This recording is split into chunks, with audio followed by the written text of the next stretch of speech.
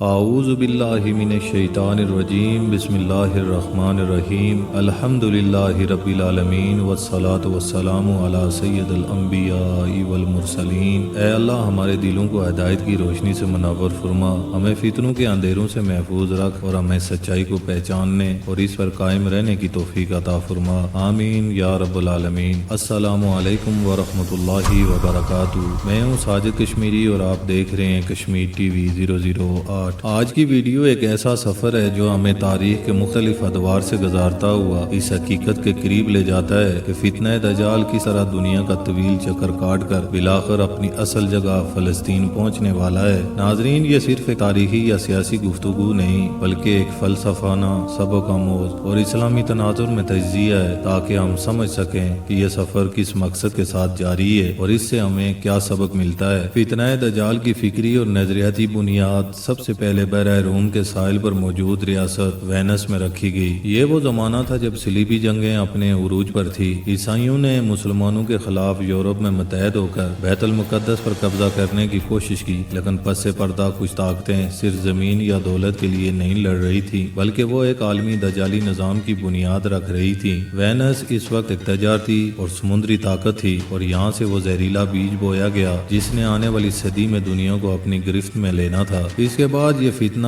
Aland منتقل ہوا۔ Aland کا عروج 16ویں اور 17ویں صدی میں دیکھنے کو ملا جب یہ سمندری طاقتوں میں شمار ہونے لگا۔ یہاں پہلا سود پر مبنی بینکاری نظام وجود میں آیا جس نے دنیا کی معیشت کو غلام بنانے کی راہ ہموار کی۔ یہ وہی دجالی سوچ تھی جس نے انسانی معاشروں کو روحانیت سے دور کر کے صرف دولت اور طاقت کے پیچھے لگا دیا۔ لیکن آلینڈ اس فتنے کے لیے مستقل گھر ثابت نہ ہوا، یہ صرف ایک عبوری قیام تھا۔ پھر یہ دجالی فتنہ انگلش چینل عبور کر کے برطانیہ جا پہنچا۔ یہاں اس نے اپنی جڑیں مضبوط کی اور اگلی 2 صدیوں تک دنیا پر حکومت کی۔ برطانیہ کی سامراجی پالیسی، اس کی کالونیاں، اس کا سودی بینکاری نظام، اس کی سائنسی اور فکری تحریکیں، یہ سب ایک عالمی دجالی حکومت کی بنیاد تھی۔ یہاں سے وہ نظام سامنے آیا جسے آپ عالمی امپائر کہہ سکتے ہیں۔ برطانوی سلطنت میں وہی دجالی فلسفہ کار فرما تھا جس نے دنیا کو غلامی اور استحصال کی زنجیروں میں جکڑ دیا۔ اس کے بعد یہ فتنہ دجال مزید مغرب کی طرف بڑھا اور بحر اٹلانٹک کے پار امریکہ جا پہنچا۔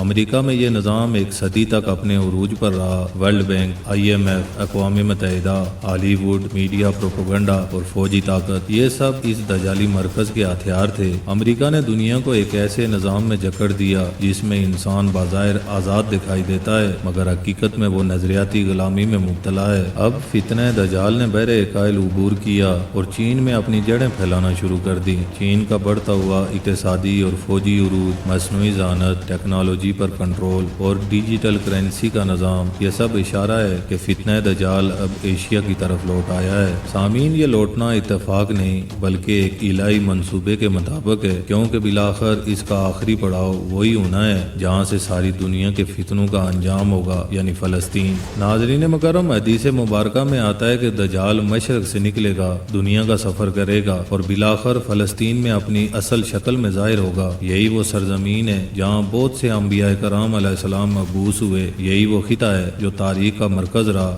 اور یہی وہ جگہ ہے جہاں حق اور باطل کا آخری معرکہ لڑا جائے گا۔ فتنہ دجال کا دنیا بھر کا سفر اسی لیے ہے کہ انسانیت کو ایک عالمی سطح پر ایک نقطے پر جمع کیا جائے اور وہ نقطہ ہے فلسطین۔ ناظرین اکرام، یہ سفر ہمیں ایک عظیم سبق دیتا ہے کہ طاقت کے مراکز بدلتے رہتے ہیں، کبھی وینس، کبھی آلینڈ، کبھی برطانیہ، کبھی امریکہ اور اب چین، لیکن اصل حقیقت یہ ہے کہ یہ سب ایک ہی دجالی سوچ کے مختلف مظاہرے ہیں۔ ہمیں اپنی نگاہیں صرف سیاسی یا معاشی تبدیلیوں پر نہیں رکھنی چاہیے بلکہ اس کے پس پردہ ایمانی اور روحانی جنگ کو پہچاننا چاہیے، کیونکہ قرآن پاک ہمیں بار بار خبردار کرتا ہے کہ دنیا کی چمک دمک عارضی ہے اور اصل کامیابی صرف ایمان اور عمل صالح میں ہے۔ لیکن یاد رکھیے، یہ محض ایک تاریخ یا سیاست کی کہانی نہیں ہے، یہ انسان کے ایمان، اس کی بصیرت اور اس کے انجام کی کہانی ہے۔ آج ہم جس دنیا میں جی رہے ہیں وہ دجالی نظام کے آثار میں ہے، مگر ہمیں مایوس نہیں ہونا چاہیے کیونکہ نبی کریم صلی اللہ علیہ وآلہ وسلم نے خوشخبری دی ہے کہ بالآخر حق غالب آئے گا اور باطل مٹ کر رہ جائے گا۔ ناظرین ناظرین کرام، دنیا ایک دھوکہ ہے، طاقتیں بدلتی رہتی ہیں، حکومتیں اکھڑتی اور قائم ہوتی ہیں، لیکن ایک چیز ہمیشہ باقی رہتی ہے اور وہ ہے اللہ تعالیٰ کی حقیقت۔ اس دنیا کے شور و شر میں اپنے دل کو اللہ کے ذکر سے زندہ رکھیں، قرآن کو اپنی زندگی کا مرکز بنائیں اور نبی کریم صلی اللہ علیہ وآلہ وسلم کی سنت کو اپنی رہنمائی بنائیں۔ یاد رکھیں، جس نے دجال کے فتنے سے بچنا ہے اسے قرآن کے ساتھ جڑنا ہوگا۔ اگر آپ کو یہ ویڈیو پسند آئی تو چینل کو ضرور سبسکرائب کریں، ویڈیو کو لائک اور شیئر کریں تاکہ یہ پیغام زیادہ سے زیادہ لوگوں تک پہنچ سکے۔ اللہ سے دعا ہے کہ اللہ ہمیں فتنوں کے اندھیروں سے محفوظ رکھے اور ایمان کی روشنی پر قائم رکھے۔ آمین ثم آمین یا رب العالمین۔ وآخر دعوانا ان الحمد للہ رب العالمین۔